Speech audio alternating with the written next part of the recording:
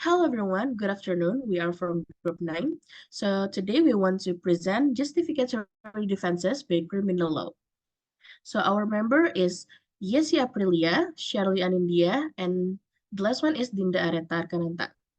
So the first stage will present by Yesi Aprilia. Yesi Aprilia, the stage is yours. Okay, thank you, Dinda. First one, explanation. The rights of the accused in the process of examination in court are based on the principle of presumption of innocence, which means that every person who is suspected, prosecuted, and charged or faced before a court must be presumed innocent before a court decision that has declared his guilt and has obtained definite legal force. Therefore, the defendant, because of his position, is obligated to obtain his right and allow for himself. And next, what is justificatory defense? Justificatory defense is a legal argument used by defendants to justify their action in committing a crime. In the framework of defense, the plea hearing becomes the most important things for the defendant. Pleidoy is carried out to reject, refute, and fight before the court that cannot be eliminated by anyone for any reason. Pleidoy is the last resort of a defendant or defense in order to thank the rights of his client in the trial of the case before the verdict is handed down by district court. Next is legal basis. In the criminal law that generally applies in Indonesia, it is regulated in Criminal Code or KUHP. In this criminal code, procedure for self-defense in the event of a criminal event that befall him are in Article 48, Article 49, Paragraph 1, and Article 49, Paragraph 2. Article 48 is called force or overmatch. Article 49, Paragraph 1 is referred to as notoire, while Article 49, Paragraph 2 is referred to as notoire excess. Next, the justification is force, defense, or notoire, as written in Article 49, Paragraph 1 of the Criminal Code, which reads, whoever commits an act of force defense for himself or other, moral honor or property of himself or others, because there was an attack or threat of a very close attack at the time that was against the law at the time.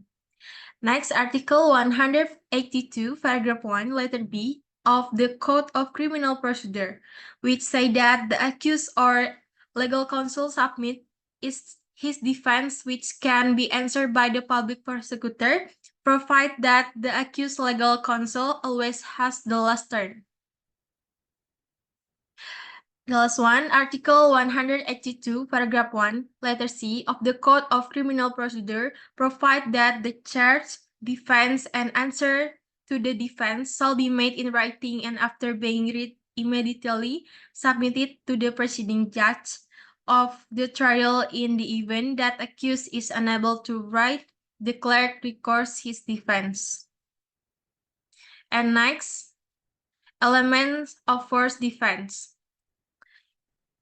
First one, there was an imminent attack or threat of attack at the time. The second one, the attack is on oneself, moral honor or property of oneself or others. The third one, the attack is against the law. And the last one, the defense must be forced. And the next will be explained by my partners.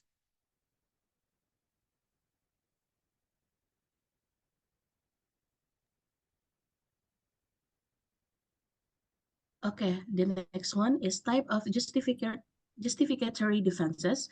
The first one, self-defense. Defendants argue that their actions are necessary to protect themselves or others from imminent harm. The second one is other people defense, similar to self-defense but involve protecting others from harm. The third one is coercion. Claim that the defendant was compelled to commit a crime under threat of serious harm or death. The fourth one is other people defense, similar to self-defense but involve protecting other from harm. The fifth one is need. Defendants claim that their actions are necessary to prevent greater harm. The last one is consent. In some cases, the victim consent may justify what should be a criminal act.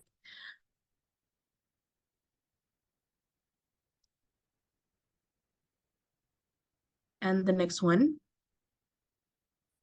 is decision. As from many cases of application of Article 48, coercive force of the Criminal Code, Article 49, Paragraph 1 of the Criminal Code, self-defense, and Article 49, Paragraph 2 of the Criminal Code, excessive self-defense, but still as the principle of criminal law, the action of person, whether guilty of committing a criminal act or not, again depend on the decision of the court. And the next one is self-defense. Self-defense is one of the most common justification defenses.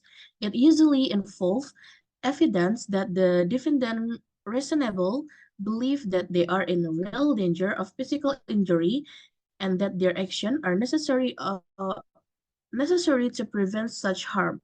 The force use must be proportional to the perceived threat. And the next stage will explain by my partner.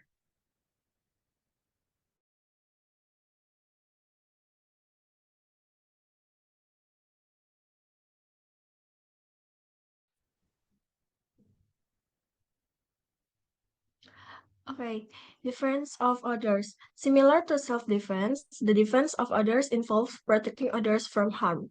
Defendants must reasonably believe that the person they are defending is in imminent danger and that their intervention is necessary. Necessity.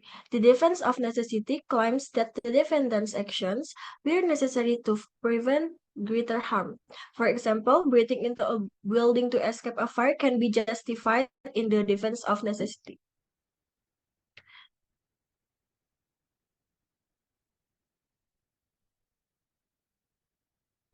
Coercion. The coercive defense applies when the defendant is compelled to commit a crime under threat of danger. The threat must be real and serious enough that the defendant's actions are considered reasonable under the circumstance.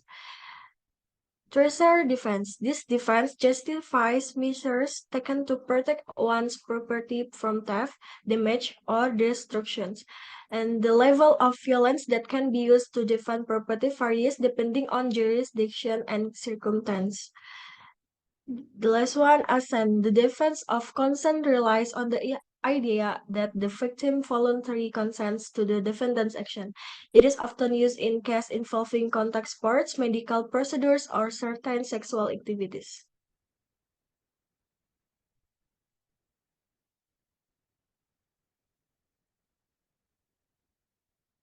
Challenge and criticisms.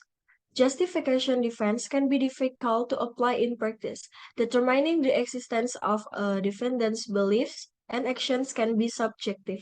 Critics argue that this defense can be misused or exploited to justify criminal behavior.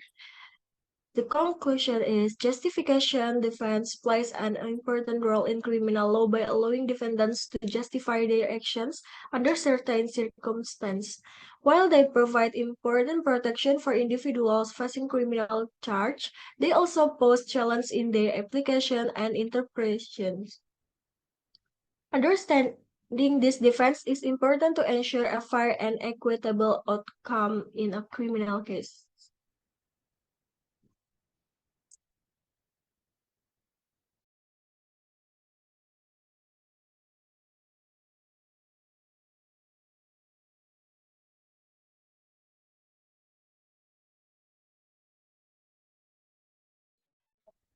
So, any question, guys? I think that's all from us. Thank you guys for watching and listening to us, and thank you. Goodbye. Thank you. Thank you.